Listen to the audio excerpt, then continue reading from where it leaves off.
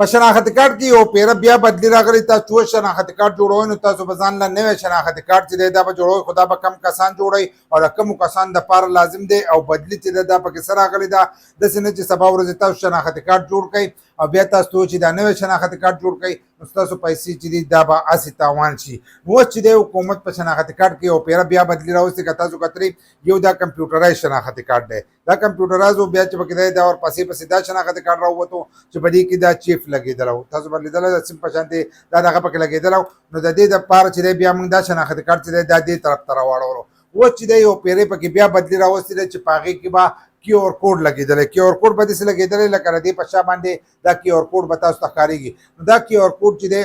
دا به پکې اوس لګېدلی د دې کیو آر کوډ په ترو باندې چې دی تاسو به خپل موبایل شناخت کارت چې دی دا به سکین کولی شئ او دغه شناخت کارت به د ټول دپاره چې دی دا به لازمي اوس د ځینې کسانو دپاره دی د ځینې کسانو دپاره دی چې هغوی شناخت کارت جوړوي نو هغو له به هغه شناخت کارت ورکوي خو ځینې داسې کسان دي چې هغو ته به دا زوړ میلاویږي نو هغو ته به د کل نه شروع کېږي ځکه که تاسو اوس جوړ کړو نو سبا ورځې چې دی دا نوی شناخت کارت به تاسو دوباره جوړوئ ځکه چې په هغې کې به کیو آر کوډ لګېدلی او دغه به د هر کس دپاره لازمي ځکه اوس نن سبا دور چې دی هغه د موبایل دی نو چې د موبایل دی نو که تاسو کتري نو د دې دپاره چې دی مشین لګي دا په مشین کې ورته نه کېدی او هغه به ډایرکټ چې دی هغه به سکین کېږي سکین کېږي کیو آر کوډ چې تا ونیولو نو غونډه ډیټا چې ده هغه به ستا راوځي ستا غونډ معلومات چې دي هغه به د هغې په ترو باندې راوځي نو دغه شناخت کارت چې دی دا به د ټولو لپاره لازمي نو اوس چې د کومو کسانو سره دا شناخت کارت دی او هغه خپل شناخت کارت نوی کوي دا چې د کومو کسانو سره دی نو هغو ته چې دی هغو ته به هغه شناخت کارت چې دی دا میلاویږي د 14 اګست د ورځې نه په دې خوا چې څوک دغه کوي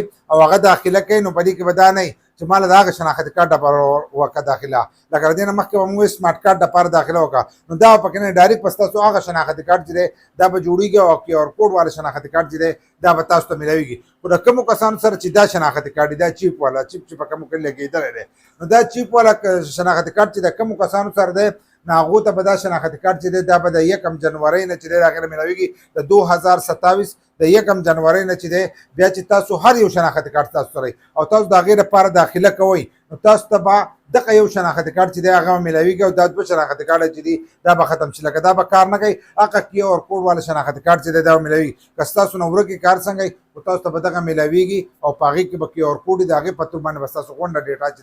دا به راوځي